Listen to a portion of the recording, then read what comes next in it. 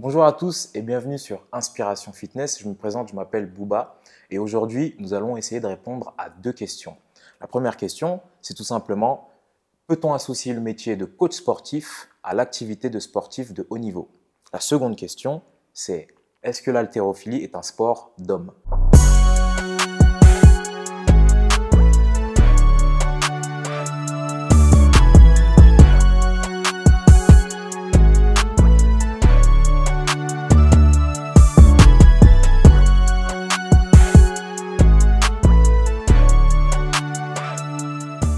Pour répondre à ces deux questions, notre invité du jour est Pascal Bouqueyrou. Donc, bonjour Pascal. Salut. Alors, je vais te laisser te présenter. Je m'appelle Pascal, j'ai donc bientôt 42 ans et je suis coach sportif depuis plus de 20 ans. Ah ouais, déjà plus 20 ans. Oui, j'ai toujours fait que ça. J'ai commencé à 19 ans. Et pourquoi tu as choisi justement le sport par rapport à d'autres activités que tu aurais pu faire? Si j'ai pas eu de questions à me poser, ça a toujours été une évidence. Donc déjà depuis le plus jeune âge, sport à fond, tout le temps, parents très sportifs aussi. Donc pas eu trop le choix, mais finalement ça a été ma voie, donc c'était tout tracé. Quand tu veux dire pas eu trop le choix, ça veut dire que même tes parents étaient un peu incités un peu poussés, ouais, en étant jeune. Ils t'ont dit quoi? Du sport tout le temps en fait. Donc qu'on aille en vacances ou pas, c'était du ski, c'était du volley, c'était du tennis, c'était voilà, un peu touche à tout. Mon père était assez sportif et donc du coup, envie de le suivre quand même. Il était coach sportif aussi? Non, pas du tout. Qu'est-ce qu'il faisait? Rien à voir.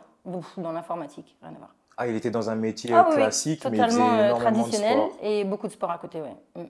Et c'est ça qui t'a donné du coup envie de passer. Quel diplôme t'as passé? Moi, j'ai passé un brevet d'État, donc avant le BP en fait, qui a disparu aujourd'hui. Et depuis 20 ans, comment ton parcours a évolué? Écoute, je suis restée 16 ans prof de fitness au Club Med Gym. Donc à toucher un petit peu à tout aussi, puisque c'était ça la particularité des clubs de fitness, en tout cas à l'époque, c'est qu'on avait le droit à faire tous les cours, quoi. Donc je donnais autant des cours de danse que je faisais de la muscu, que je donnais du body combat. Tu faisais des cours dansés? Ouais. Tu faisais quoi, du step? Ah non, rien à voir. Non, vraiment de la danse. Ah, des vrais cours de danse? Ouais, je donnais des cours de hip-hop, j'ai fait le Nike Dance Workout à l'époque, enfin voilà. Une fois que tu as passé ton diplôme, du coup, tu vas au CMG, tu travailles pendant 16 ans. Quand tu découvres le CrossFit, ça change un petit peu ta manière de voir le métier, tu t'orientes un peu plus vers cette branche-là. Tu peux nous parler un petit peu de ton palmarès? Le CrossFit, tu n'as rien qui encadre le CrossFit. Donc, si tu as envie, toi, de participer à une compétition, demain, tu t'inscris, tu participes. Tu es qualifié ou pas, mais en tout cas, tu peux y participer. C'est vraiment accessible à tous, que ce soit en France, en Europe ou plus loin encore, tu vois, vraiment à l'étranger, assez loin. Tu décides de participer à une compétition, tu t'inscris, tu payes, tu participes. Après, tu as ton classement. Après, tu as ton classement, tu y vas pas, tu accèdes à la finale ou pas, tu vois. Mais il n'y a pas vraiment, je suis championne 2 ou championne 2. Tu es premier d'une compétition ou pas, tu vois. Donc après, ce qui est le plus révélateur maintenant, c'est avec les Open. Donc tous les ans, en fait, tu as le championnat du monde un petit peu de CrossFit qui se passe aux États-Unis, évidemment, en été à peu près, juillet-août, tu vois. Et en fait, la première étape de cette compétition-là, elle est ouverte à tout le monde. Ça s'appelle les Open. Donc toi, n'importe qui peut participer aux Open. Il suffit juste de s'inscrire encore une fois. Et après, d'avoir l'accès à une salle, à une box pour pouvoir faire les WOD. Tu vois. Et du coup, après, tu as un classement de ces Open. On est tous dans des catégories un peu différentes. Moi, par exemple, vu que j'ai 42 ans bientôt, je suis dans les 40-44, donc Master 2. Et donc, dans ma catégorie d'âge, je suis première France. Première France. Voilà. C'est un beau palmarès. C'est joli. Voilà. C'est beau. On peut le redire encore une fois. Première France. Voilà. Félicitations. Merci. Et du coup, quand tu continues à travailler, à performer encore une fois dans le CrossFit, c'est à quel moment que tu te mets dans l'haltérophilie? 2017. Ah, c'est quand même 4 ans après. Là, c'est encore une fois ce que je te disais un peu tout à l'heure, c'est des rencontres en fait. Je rencontre François, je ne sais pas par quel biais d'ailleurs, peut-être en compétition du coup de CrossFit. Et il m'appelle un jour en me disant c'est quoi tes barres? Donc arraché et épaulé jeté. Et donc je lui donne mes barres, il me dit écoute, je suis dans une équipe, j'ai une équipe féminine, il manque une femme. Et la compétition, c'est dans 2 jours, quoi. Le mec te prévient 2 jours avant la compète. Donc, je lui ai dit mes barres, il m'a dit, OK, c'est bon, ça passe. Est-ce que tu acceptes de? Évidemment. Donc, ils m'ont inscrit à la Fédé. C'est eux qui m'ont payé, en fait, mon inscription à la Fédé pour l'année. Et puis je faisais ma première compète d'haltéro 2 jours après, quoi. Et comment ça s'est passé? Trop fun en fait. En fait, on est dans une équipe féminine, même si tu fais la compétition en individuel, c'est ton score individuel qui compte. Après, tu as quand même une équipe qui est autour, tu vois. Et donc, je fais partie de l'AFMA, qui est dans le 95, c'est Franconville. Et c'est une famille en fait. Je découvre une autre famille. Fais une autre famille que celle du CrossFit. C'est complètement différent. Il y a une petite guéguerre entre les deux, donc c'est très fun. Ouais, ouais, c'est très très fun. Donc du coup, quand tu arrives sur un plateau d'haltéro, on dit c'est la crossfiteuse, tu vois. Et quand tu es par contre quand par contre tu es au CrossFit, on dit elle fait de l'haltérophilie. J'ai les gars, j'ai commencé il y a 2 jours en fait, donc non quoi, tu vois. Mais bon, c'est un concept qui est cool et c'est pour ça que j'aime bien en fait casser les a priori un peu comme ça, tu vois, la danse classique, l'haltéro, le yoga, puisque maintenant je suis prof de yoga aussi, donc je fais un peu tout. Ouais. Je veux qu'on continue un peu à parler de l'haltérophilie. Tu continues après à faire des compètes? T'en fais combien? Par an, tu en fais à peu près 4 ou 5. Donc là, en fait, moi, j'ai commencé vraiment, régional, départemental, etc. Donc tu progresses comme ça. Et tu te qualifies ou non pour le championnat de France, en fait, en fin d'année.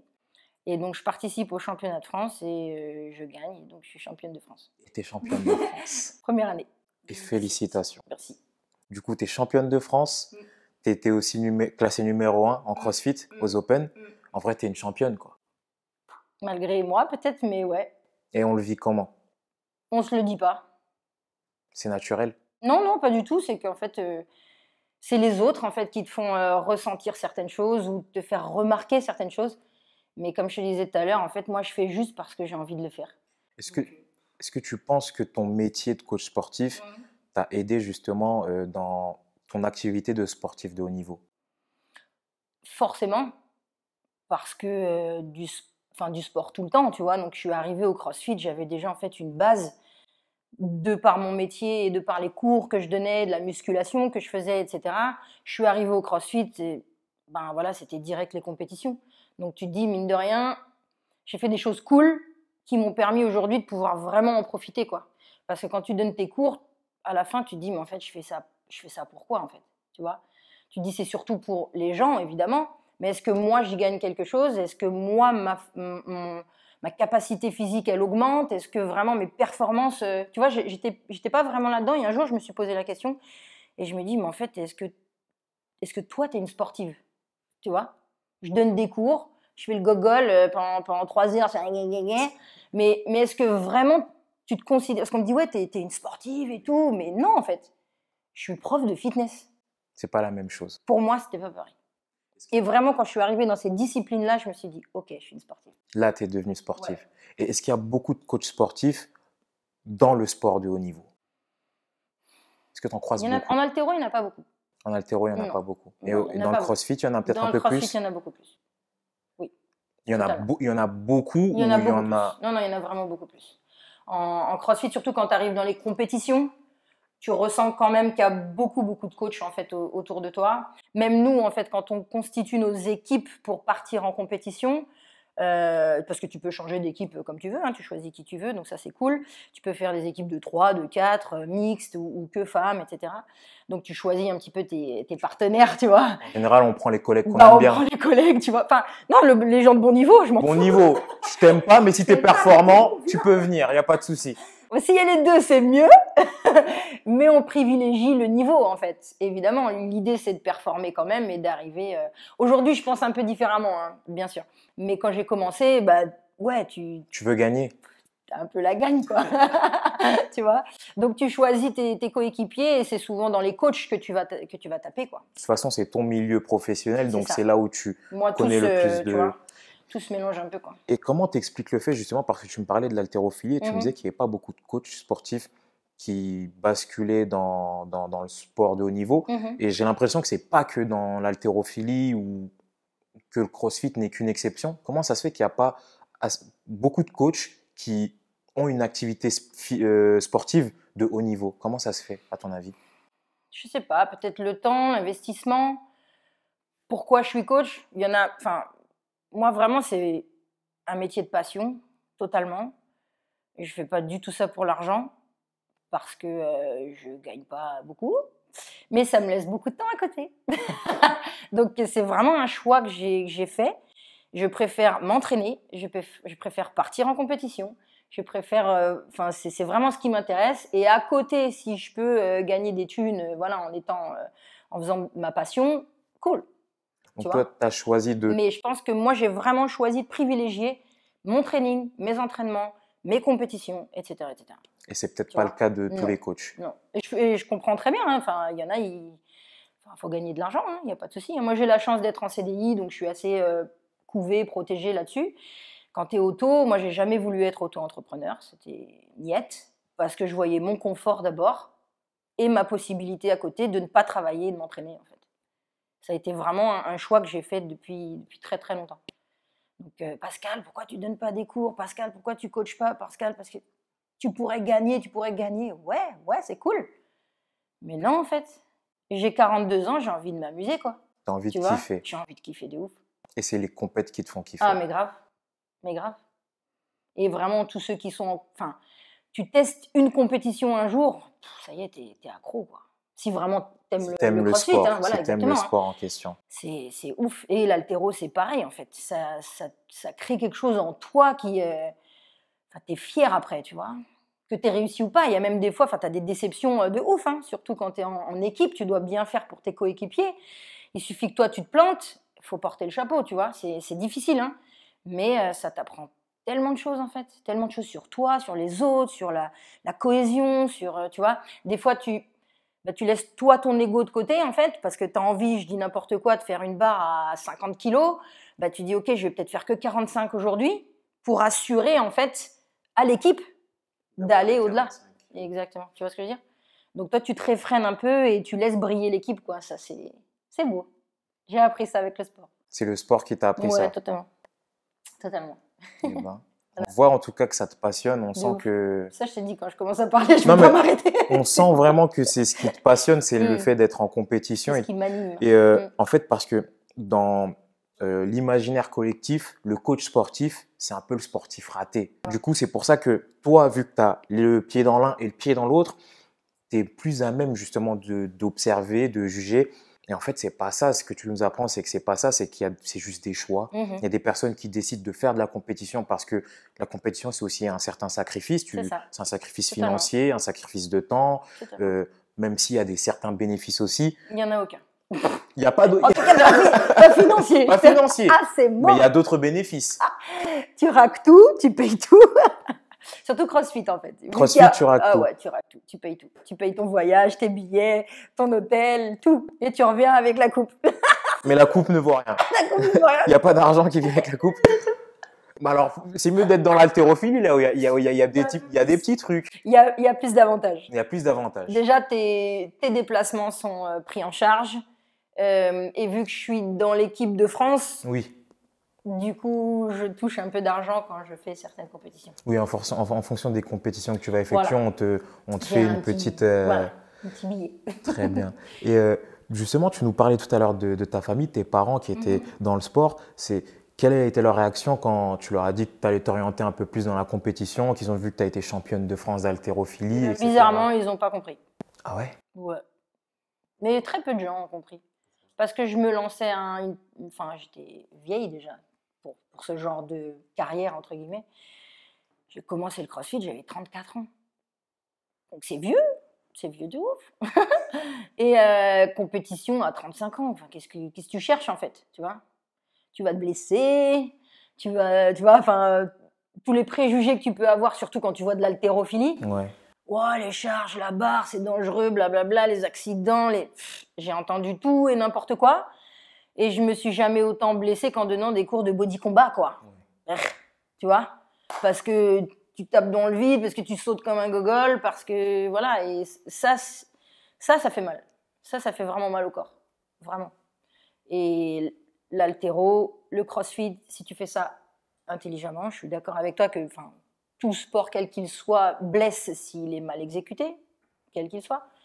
Et il n'y a pas de dérogation pour l'haltéro ou pour le crossfit. Mais voilà, si c'est bien cadré, il y a aucun problème. Et bon, il faut faire comprendre ça aux gens, en fait. Et comment tu as fait pour leur faire comprendre que ça blessait pas? En étant un exemple, en fait. Tu vois? en étant un exemple et en disant qu'au bout de 8 ans de CrossFit, ben, je touche du bois, je me suis pas blessée, quoi.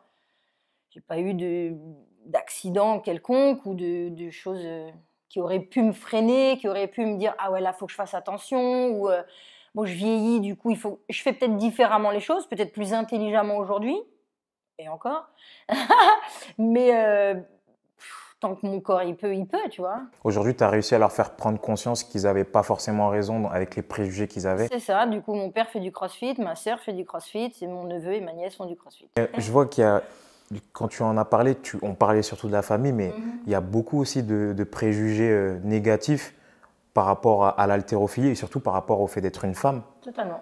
Qu'est-ce que tu peux entendre en général, par exemple Tu veux vraiment la liste? Tu ressembles à un homme, si tu te muscles. Genre, le truc, c'est comme ça va, mais pas plus. Et ben, en fait, tu as juste envie de faire plus, en fait.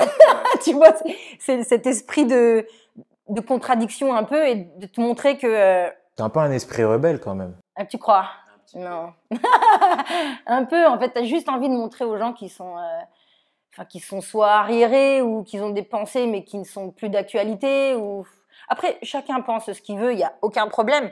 Mais viens pas me saouler, en fait. C'est juste ça. Si tu veux rester dans ton carcan à toi, si tu veux... Après, j'ai des préjugés, moi, sur plein d'autres choses, attention, hein. Je ne suis pas différente de n'importe qui. J'ai des préjugés sur tellement de choses. Mais qu'une femme est forte et qu'elle peut faire aller mieux qu'un homme, ça, j'y crois. Et ça peut faire mal. Ça fait mal parce que c'est un peu... Enfin, ouais, c'est un peu chiant, quoi. C'est un peu chiant. Il suffit que j'enlève mon t-shirt et que je me sois en débardeur, c'est mort. Tu vas avoir une remarque. C'est mort. Ou t'as des regards, quoi. Tu vois, t'es comme ça. Ils s'arrêtent 2 fois sur toi, tu vois. Ok, je remets mon pull. Voilà, c'est des choses comme ça. Même dans la rue, même tout le temps, quoi. Je m'entraîne jamais en débardeur, c'est chiant. Tu vois. Donc j'ai ce côté un peu rebelle, comme tu dis, où vas-y, je vais montrer, je vais... Puis il y a des fois, non, mais un t-shirt. Est-ce que tu sens quand même un changement à travers les années ou pas? Oui. Par cette mentalité. Quand tu es dedans, oui. Ouais. Tu vois, entre nous, dans le sport, c'est ça. Dans le sport. Ah, parce qu'il y a aussi des préjugés dans le sport en lui-même. Mais totalement. Les hommes qui pratiquent de l'haltérophilie ont les mêmes préjugés que... C'est la même chose. On est tous... je te dis tout à l'heure, on n'est pas différents les uns des autres. C'est normal. Ça va être sur le poids, ça va être sur le physique. Tu retrouves tout partout. Mais bon, c'est pas... Soit tu fais abstraction. Il y a des jours où tu fais abstraction et il y a des jours où tu n'y arrives pas. Tu vois, c'est comme ça. Et ça t'est arrivé vraiment de craquer maintes fois. Ouais, beaucoup. Aujourd'hui, j'essaye vraiment de fréquenter des gens qui comprennent ce que je fais, ce que je vis, etc. Et de mettre de côté les autres. Avant, j'essayais de changer les autres, faire comprendre aux autres. Essaye, viens avec moi. Aujourd'hui, c'est pas le temps. Qu'est-ce que tu conseillerais à une jeune femme qui aimerait avoir peut-être le même parcours, s'orienter peut-être dans l'haltérophilie aussi? Qu'est-ce que tu lui conseillerais en tant que femme, en tant que... De faire ce qu'elle a envie de faire, d'écouter personne, de surtout pas les hommes qui pourraient être assez autour d'elle, mais même les femmes, hein, on a la même chose des femmes. Donc c'est pas forcément que masculin, ça l'est plus. Mais voilà, tout de suite rester en fait avec ton objectif, quel qu'il soit, que ce soit en compétition ou juste en loisir. Hein. Il y en a, ils font que ça en loisir. Il n'y a pas besoin d'aller faire des compétitions non plus. Mais voilà, d'avoir ton objectif, qu'est-ce que tu veux faire? Est-ce que tu es motivé? Est-ce que tu veux à tout prix cet objectif-là? Ok, hier, let's go. Tu vois, c'est juste ça en fait. Et c'est ces bribes de gens qui arrivent, qui viennent, qui parlent, qui des fois te détournent, tu vois, d'un peu de ton objectif, quoi. Est-ce que vraiment je peux? Est-ce que vraiment j'ai les capacités? Est-ce que vraiment j'ai le temps? Ça peut être n'importe quoi. On s'en fout, en fait, tu vois. Et même physiquement parlant, si vraiment ton objectif, c'est de performer, ton physique, c'est ta machine pour performer, tu vois. Et donc, tu le vois pas comme quelque chose qui va être un frein. C'est ton moteur, quoi. Donc, que tu prennes du poids, c'est normal. Que tu rentres plus dans tes fringues, c'est normal. Que tu craques tes t-shirts, c'est normal. Mais est-ce que ton objectif, il est là, tu vois? Bon, let's go. C'est dur, hein, c'est hyper dur. Hein. Il y a plein de fois où tu vas te poser des questions. Il y a plein de fois où tu te dis, est-ce que j'ai fait le bon choix? Est-ce que ça mène quelque part? Est-ce que ça sert à quelque chose? Quand on parle par exemple du titre de champion de France d'haltérophilie, ça procure quand même des sensations qui sont intéressantes. Ça m'ouvre des portes des fois, professionnellement parlant. Comme par exemple. Ben, par exemple, on me propose de faire des stages, des formations ou des choses comme ça, tu vois. Ça m'a ouvert certaines portes, c'est sûr. Comme, enfin, rien que de rentrer dans l'haltéro, tu vois. C'est parce que je faisais déjà du crossfit et que mes barres étaient... Donc ça t'ouvre des choses. Et le fait de partir en compète maintenant en haltéro, tu découvres des pays, des endroits, des choses comme ça, tu vois. Donc évidemment, ça t'apporte quelque chose, mais c'est plus personnel. Professionnellement, quand même, ça te donne une certaine notoriété, une renommée. Peut-être, par exemple, je parle en tant que coach sportif. J'ai pas eu cette sensation. On t'a pas appelé, on t'appelle pas plus aujourd'hui qu'avant. Si, mais je pense pas que ce soit grâce à ça. Grâce à quoi alors? Bah, je pense être bonne dans mon métier, être bonne dans ce que je fais, mais en tant que coach, hein. Donc pas le côté athlète pro, etc. Tu vois. Donc c'est plus mon ancienneté, là où j'ai travaillé, les gens que je connais. Je connais beaucoup de gens du milieu, tu sais, en plus de 20 ans. Donc que ce soit le fitness, fitness boutique Co, enfin tu vois, tous ces trucs-là, bah, tu connais des gens, tu connais du monde. Pascal vient travailler avec nous, Pascal vient travailler avec nous. Du coup, tu vas, tu essayes, tu fais. Et puis, j'ose espérer que je suis bonne dans ce que je fais. Donc, ben voilà, un tel qui parle à un tel qui parle à un tel. Mais c'est pas mes titres ou ce que je fais à côté. Limite, les gens ne le savent même pas. J'en parle pas. J'en parle jamais, jamais, jamais. C'est vrai que tu communiques pas beaucoup sur tes titres. Non, pas du tout. Non, c'est pas, c'est vraiment perso. C'est un truc que je fais pour moi. Donc, je ne vais pas le mettre en avant. Après, les gens qui me suivent sur Insta ou des choses comme ça peuvent le voir, évidemment. C'est noté dans la bio. Mais c'est parce que j'en suis fière, évidemment, tu vois. Mais après, c'est pas pour ça qu'on va me choisir pour telle et telle chose. Là, j'ai eu la possibilité de faire un autre job. Et en fait, la personne dit j'ai vu tes vidéos, j'ai vu ta personnalité dessus, j'ai vu ce qui ressort en fait de ton profil, etc. Tu vois, ils vont pas me dire ah, t'es championne de France, let's go. Pas du tout.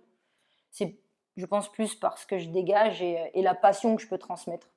Est-ce que parfois le fait d'avoir aussi une activité de sportif de haut niveau, ça a pu avoir un handicap, pas un handicap, mais est-ce que ça a pu te freiner sur certains postes, par exemple? Est-ce que à cause de cette activité-là, tu as dû refuser un job, par exemple, ou Non. jamais? Never. Donc, on peut dire concrètement que cette association, elle existe et qu'elle est possible. Je t'ai dit tout à l'heure, c'est des choix.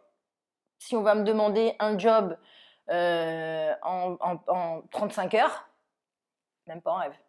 Parce qu'à côté, j'ai pas le temps de m'entraîner. Voilà. Du coup, voilà. Tu vois? Du coup, parfois, ça. Je vais pas refuser le job, tu vois, mais je vais leur dire, ok, moi, je suis dispo, telle heure, tel jour, tel jour. Ça convient pas. Tu vois, c'est pas moi qui vais faire l'effort, en fait, de rogner sur mon training, sur mes heures d'entraînement. Surtout si on est venu te chercher. En plus, t'as tout à fait compris. Tu me veux, donc c'est parce que tu vois. Et là où je travaille actuellement, ça a été ça. Ils sont venus me chercher. Du coup, j'ai pu poser mes conditions. Et Royal, c'est que je m'entraîne là où je travaille. Ouais. Donc, tu peux bien t'entraîner en plus. Hein. Ah bah de ouf. Matin et après-midi, 2 fois par jour. Là, tu t'entraînes. Est-ce que tu as une échéance, une compétition à préparer? Ouais, bah du coup là j'ai été qualifiée, donc j'ai fait les Open. Donc je suis 37e mondiale, donc qui me permet d'accéder à la suite en fait, à la sélection d'après. Où là on a 5 jours de compétition. Donc pareil, en fait tu te filmes en fait. Pour l'instant c'est dans les box, déjà Covid, etc. Donc c'est tu bouges pas. Et c'est 4 WOD dans 5 jours. Donc c'est un rythme assez effréné. D'habitude, je prends une semaine de vacances pour faire ça. Et là, du coup, vu la situation, c'est encore mieux pour moi. Ouais. J'avoue, je suis royale. Je me plains pas. Donc là, je sais que je vais avoir ça en mai, du 6 au 10 mai. 6 au 10 mai? Ouais, pour essayer de faire du mieux que je peux. Hein. Pour faire les championnats du monde, il faut être dans les 20 premiers. D'accord. Du monde. Je suis 37e, ça va être compliqué. Mais bon, on va essayer de faire quelque chose, en tout cas mieux que l'année dernière, ce serait cool. De grappiller un peu, de gratter un peu. Et puis fin mai, j'ai les championnats du monde d'haltérophilie. Top. Et comment on fait pour te suivre? Il faut te suivre sur ton sur la Fédé, Le site de la Fédé. Sur le site de la Fédé. Ouais. Alors, Fédé d'haltérophilie. Exactement. D'accord. Fédé d'haltéro, ils remettent tout le truc en live. Pour le CrossFit, là, par contre, ça va pas CrossFit, être. non, ça va pas être possible. Dernière question, parce que je sais que tu dois aller t'entraîner. Comment est-ce que tu es coach sportif depuis maintenant plus de 20 ans? Mhm. Comment est-ce que tu vois, hors Covid, sans parler du contexte de Covid, comment est-ce que tu vois la suite, en tout cas pour le métier de coach, notre industrie, l'activité? Il y a des jeunes coachs qui viennent d'être diplômés. Qu'est-ce que tu leur conseillerais? Un petit mot pour ces nouveaux coachs? Bah, c'est sûr que, ouais, non, sans parler de la situation actuelle, on va s'enlever ça de la tête. C'est vraiment, enfin, pour moi, un des plus beaux métiers qui puisse être, ça c'est clair. Si je fais ça depuis 20 ans, c'est que vraiment, moi, j'ai trouvé tout de suite ma voie. Il y en a qui n'ont pas la chance que j'ai et qui la découvrent après. Donc, c'est des reconversions, des choses comme ça, tu vois. Moi, j'ai eu la chance de tout de suite savoir ce que je voulais faire. Il faut s'accrocher. C'est vraiment, c'est pas facile quand tu commences parce que, mine de rien, le circuit est assez fermé. Justement, tout le monde se connaît. Et bah, c'est beaucoup de... Ça va plus vite si tu as un peu, tu vois, du bouche à oreille, quelqu'un qui te pistonne un peu à droite, à gauche. C'est difficile de rentrer tout de suite dans ce que tu veux faire. Des fois, il faut en passer par des choses qui sont pas vraiment ce qui t'anime, tu vois. Je pense que c'est un peu le passage obligé. Il faut se faire son expérience aussi. Donc, il faut se dire qu'un an, 2 ans, les 2 premières années, des fois, tu dois toucher à des trucs. Bon, c'était pas tout de suite ce que j'avais en tête. C'était pas tout de suite le rêve que je m'étais fait de ce métier-là. Faut pas lâcher l'affaire parce que tout se fait au fur et à mesure. Les connexions, les gens que tu vas rencontrer, là où tu vas travailler, il y a vraiment des endroits qui vont tout de suite te plaire, d'autres pas. Donc, faut pas hésiter en fait à dire ok, là ça m'intéresse pas, je veux pas travailler là-dedans. Donc, si tu as la chance d'avoir une situation confortable, tu peux choisir et ben, d'autres pas. Donc, faut vraiment rester focus sur ses objectifs et se dire que ça peut venir que 1 an ou 2 ans après, quoi. Est-ce qu'on peut faire la même chose pour un coach qui aimerait associer son métier de coach à une activité sportive de haut niveau? Oui, c'est la même chose, hein. C'est pareil, hein. Il faut prendre le temps en fait. Faut prendre le temps, il faut déjà trouver la discipline qui te botte, qui t'anime, tu vois. Et moi, vraiment, l'haltéro, j'y avais jamais pensé avant qu'on me propose mais vraiment. Donc, les connexions, l'envie de parfaire ou, tu vois, d'aller vraiment chercher à être meilleur dans quelque chose, hop, tu trouves ta voie. Et puis, pourquoi pas, après, bah, après, faut se donner les moyens, hein. Le haut niveau, c'est des sacrifices, comme tu disais tout à l'heure. Donc, que ce soit l'alimentation, le sommeil, le repos, enfin, tu vois, toutes ces choses-là, tu sors moins, tu vas pas faire la fête, tu dépenses pas ton argent, c'est des sacrifices. C'est un mode de vie. C'est un mode de vie total. Et moi, je le prends pas comme un sacrifice parce que c'est vraiment, quand je vois mes performances augmenter, quand je vois mon niveau augmenter, et encore à l'âge que j'ai, ça continue de monter, tu vois. Et les gens que tu peux inspirer grâce à ça, enfin, tout ça, c'est ce qui fait la richesse des choses, quoi, en fait. Être patient. Être patient, vraiment. Dernier mot pour la fin, peut-être? Si vous arrivez à trouver votre voie, tant mieux. Si c'est pas encore le cas, cherchez-la. Mais lâchez pas le grappe, quoi, parce qu'il faut vraiment s'accrocher. Ben, merci. De rien. Je suis sûr qu'on va inspirer un tas de coachs, que ce soit masculin, féminin, que ce soit pour l'haltérophilie, le crossfit ou tout simplement pour le métier de coach. Bah En ouais, tout c'est cas, ça. moi, j'ai beaucoup appris avec toi Tant mieux. et je te remercie. De rien. Check.